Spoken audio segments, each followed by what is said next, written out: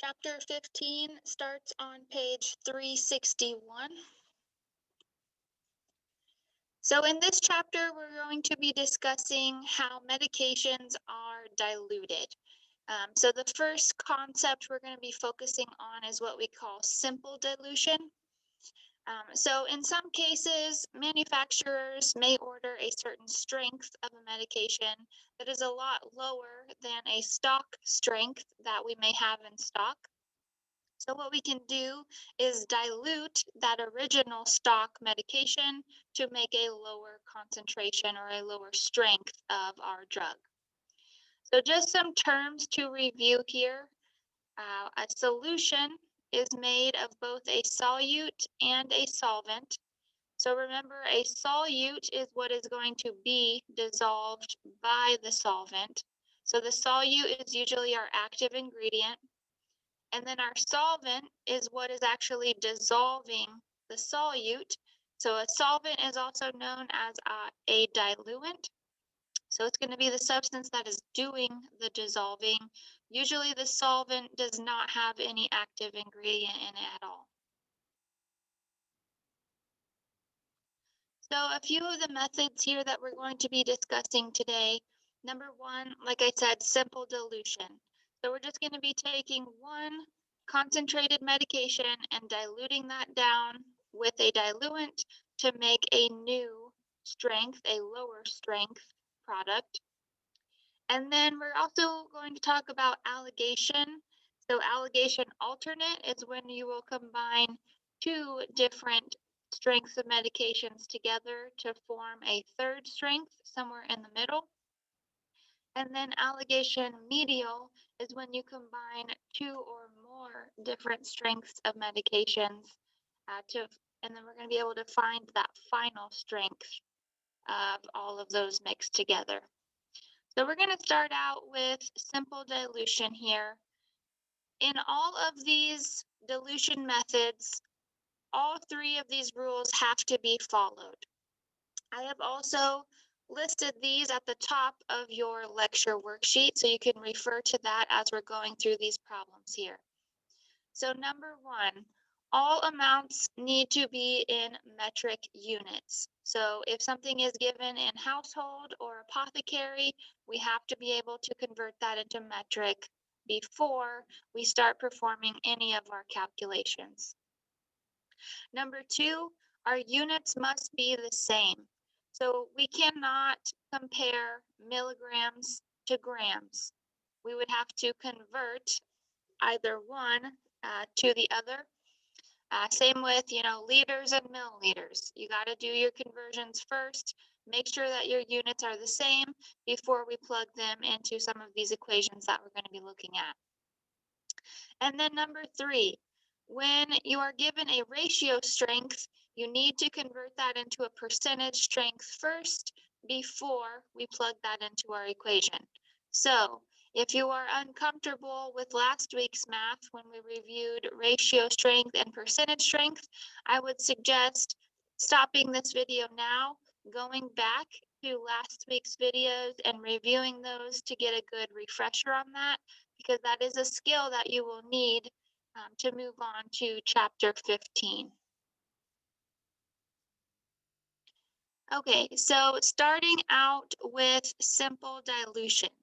So we're going to have a higher concentrated stock ingredient, and we're just going to dilute that down with a substance that has no active ingredient to make a lower concentration. So the amount of active ingredient in the final solution is not going to change. It's going to remain the same. All we're doing is increasing the amount of our solvent or diluent, which is going to reduce the overall strength of the medication. So let's take a look at this equation here. So this is the equation that you will use for simple dilution. I have also written this at the top of your lecture worksheet as well. So we take Q1 times C1, set it equal to Q2 times C2. Now, anytime you see Q in this equation, that stands for quantity. And anytime you see constant C, that stands for concentration. So the concentration of a drug is the same thing as its strength. So what we're going to do is take an original quantity and concentration of our stock ingredient and set that equal to the new quantity and concentration of our desired volume and strength of the product that we are trying to make. And this equation is very simple once we start looking at some of these examples here. So there is an example here in your notes. We'll go back over this. I think I'm just going to start out with number 1 on the worksheet because it is a good way to get acquainted with this equation here. So on your worksheet, number 1, a physician orders 450 mils of a 15% solution to be prepared from a stock supply of 75% solution. How many mils of the stock solution are needed? Okay, so let's take a look at our equation here. So we're going to take Q1 times C1. We're going to say that that is our stock. So what we have in stock, our quantity and our concentration. Q2 and C2, that is what we want to make. So that is our desired quantity and concentration here. So let's take a look at our problem. They are ordering 450 mils of a 15% solution. So that is what we want to make. That is our desired. 450 milliliters, well, volume is going to be a unit of quantity, whereas our percentage strength, that is going to be our strength or our concentration. Sorry, yeah, C2, our desired concentration. To be prepared from a stock supply of a 75% solution. So remember, 75%, that's a concentration, and this is our stock. So we have our C1. So if I plug these 3 numbers here into my equation, we would have Q1, because we do not know the quantity of our stock. It says how many mils of stock. So that's going to be what we're solving for. So Q1 times the concentration of my stock, which we said was 75%. Set that equal to the quantity of my desired, which is 450 milliliters, times the concentration of my desired, which is 15%. So let's look at these rules here. Ratio strengths, we don't have any of those. We already have our strengths and percentages, so we're good there. We need to be in metric measurements. Well, milliliters is metric, so we're good there. Units are the same, so we have percentages for our concentration, which means our units for this quantity is going to be in milliliters, which is good because the question says how many milliliters of stock solution are needed. So my equation is good in regards to the rules. So now I can solve for Q1. Now, how we solve for Q1, we have Q1 times 75%. So if I want to get Q1 by itself, I'm going to have to divide off the 75% on this side. And whatever you do on one side of the equation, you have to do to the other. So now we're going to divide by 75% on this side. Now I can solve. So make sure that you do your multiplication first. And since these are both in percentage form, you don't need to convert them into decimals. You can just take in your calculator 450 times 15. So 450 times 15, that's going to give me 6,750. So now just leave that number in your calculator and then take that number divided by 75 here. So divide by 75. So that leaves me with 90. So here I have Q1 equals 90. And we were solving for mils of solution. So I need 90 mils of my stock solution. Now, number 2 says how many milliliters of solvent, which is sterile water in this case, are needed. So let's think about what we're doing here. We're taking a stock solution that is highly concentrated. It has a 75% concentration. We are using 90 milliliters of that stock solution. And we're going to dilute that down with sterile water to make 450 mils of a 15% solution. So our total goal here is 450 milliliters. So last week I showed you guys, you can always take your total amount of either solution or weight, whatever drug we're looking at, and subtract out your active ingredient amount, and that will give you the amount of your solvent or diluent here. So in this case, we need to make 450 mils in total. And if we subtract out our active or our stock solution here, which is 90 milliliters, that will leave us with how much sterile water we're going to be adding here. So 450 minus 90 leaves us with 360 milliliters of sterile water. So if I was telling somebody how to make this concentration, I would say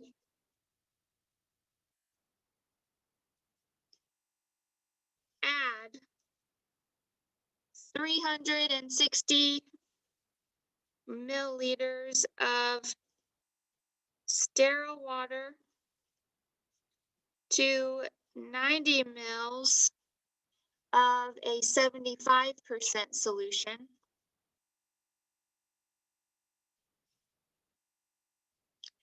To make 450 mils of a 15% solution.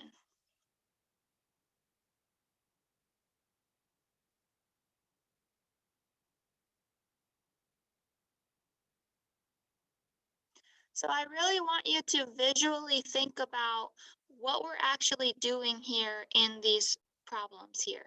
So adding 360 mils of sterile water to 90 mils of a highly concentrated 75% solution is going to dilute that down to make a total of 450 mils of a 15% solution. Okay, so now let's take a look at this next one here. Number 2. An order is received for 10 grams of petrolatum, which is petroleum jelly or Vaseline, to be combined with 50 grams of a 0.5% hydrocortisone ointment. What is the strength of the final product? So we know that we're looking for the strength of our final product. So if you look back to our equation here, our final product is our desired, and the strength of our desired is going to be the same thing as our concentration, or our C2. So we're going to be looking for our C2.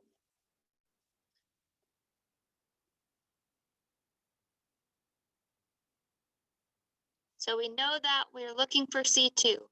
Now, an order is received for 10 grams of petrolatum. So that is our solvent. Petrolatum doesn't have active ingredient, to be combined with 50 grams of a 0.5% hydrocortisone ointment.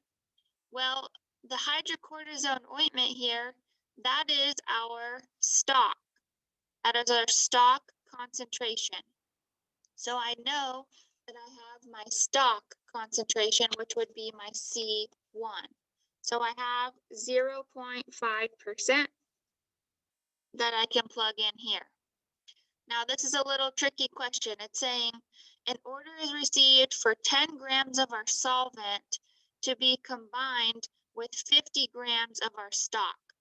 So to find out what our desired weight in this case would be, we would have to add 10 grams of our solvent plus the 50 grams of our stock to find our final weight here. So our final weight, 10 plus 50, would actually be 60 grams. Now, going back here, remember this is my stock quantity. So in stock, remember I have this hydrocortisone ointment. The quantity I'm using of that hydrocortisone is going to be 50 grams of that ointment. So I don't plug in 10 grams of petrolatum into my equation because that is just our solvent. That's what we are using to dilute this down with. So now I can solve for the final concentration of my desired product here.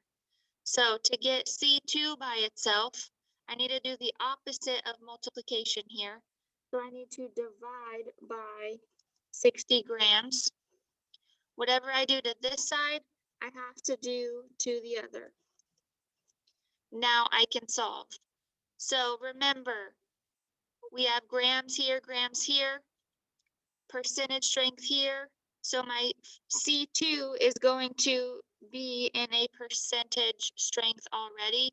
I do not need to convert this into a decimal first. So we're just going to take, in your calculator, 50 times 0.5.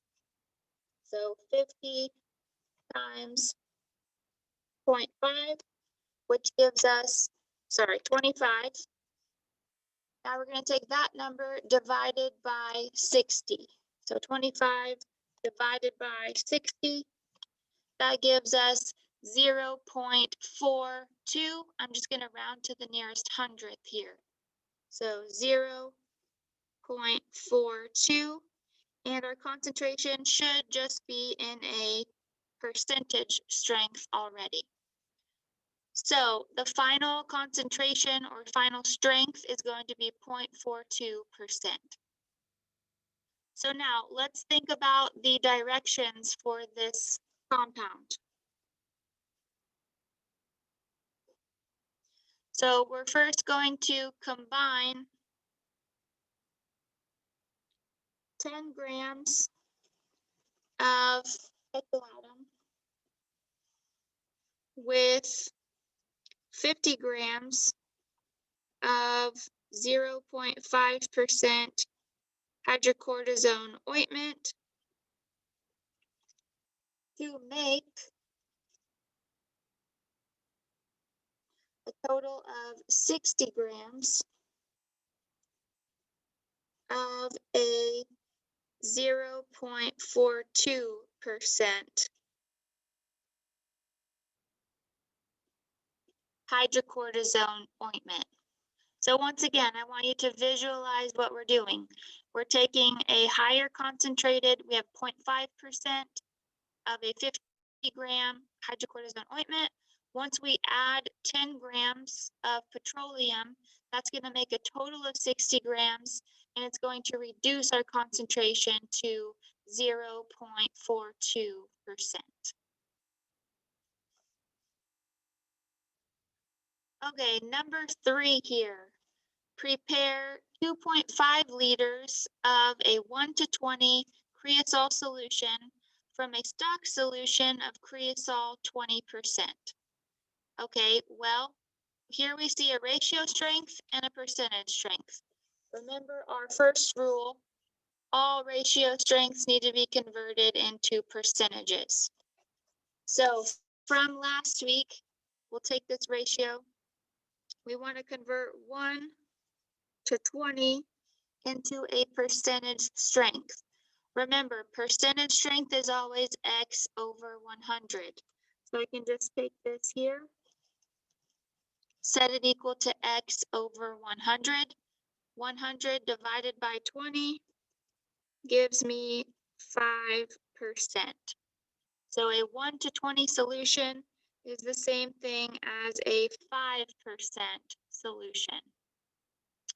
Now, my question says, how many milliliters of stock solution are needed?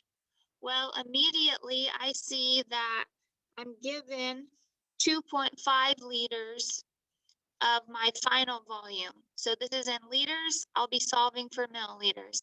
So what I would do next is go ahead and convert this into milliliters. So when we're converting, remember we move our decimal 3 places to the right or multiply by 1,000.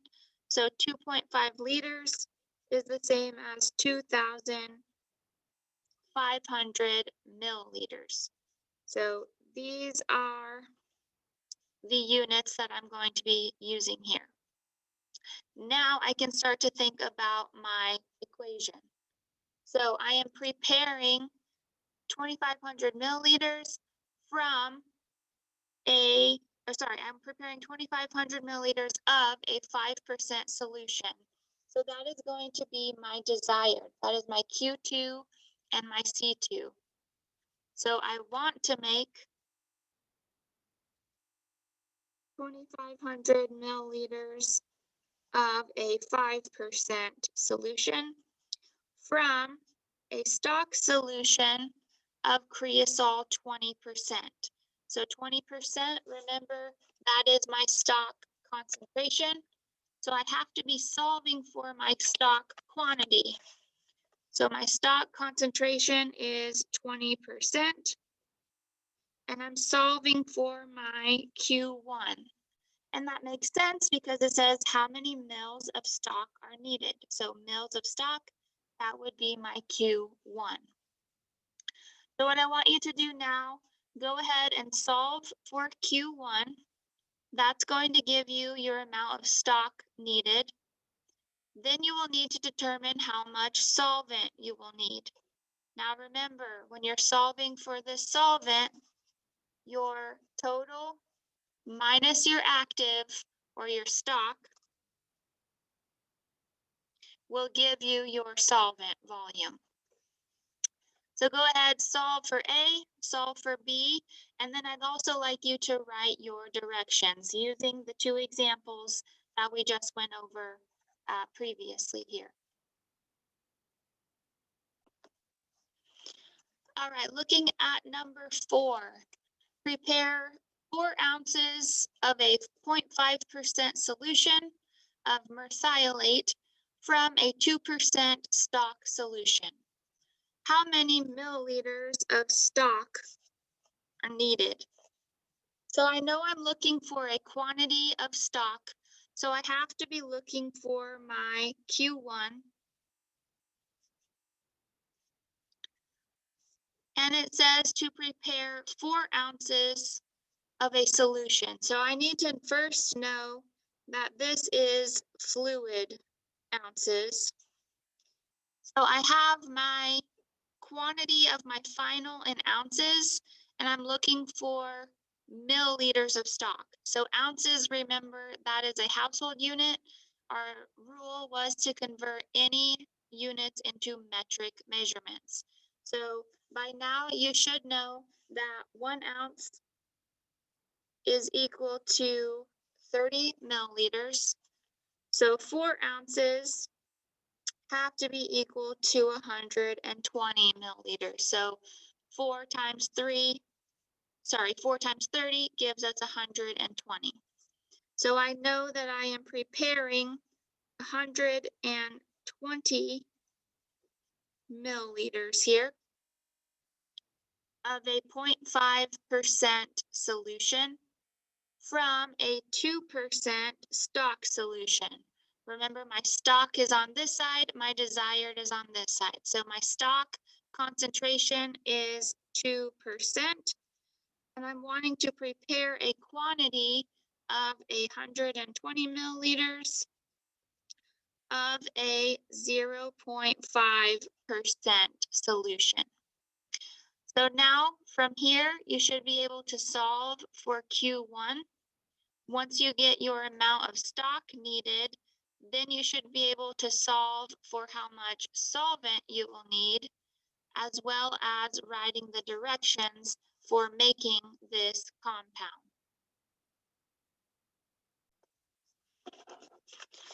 All right, so now looking at number 5.